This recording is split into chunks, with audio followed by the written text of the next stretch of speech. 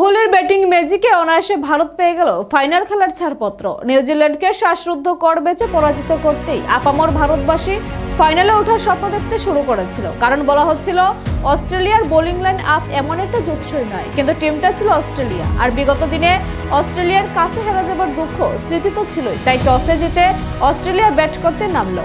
Australia শিবিরকে প্রথম ধাক্কা দিল মোহাম্মদ সামি। চাপ কাটিয়ে ট্রাভিস হেড এবং অধিনায়ক স্টিভ স্মিথ অস্ট্রেলিয়ার ইনিংসকে এগিয়ে নিয়ে যাচ্ছিল। ট্রাভিস হেড করেন 39 রান আর স্মিথ করেন 73 রান। ক্যারির 62 রানও উল্লেখযোগ্য। অস্ট্রেলিয়া 264 রানের ভদ্রস্থ ইনিংস গড়ে।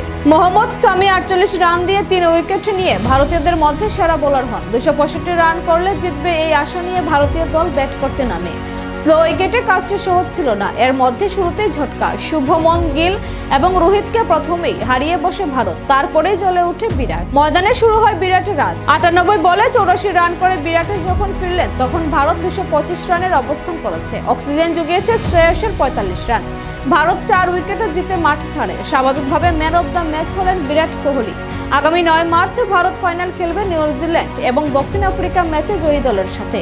তাই সমস্ত ক্রিকেট প্রেমী নজর থাকবে আজকের দিনের খেলার দিকে।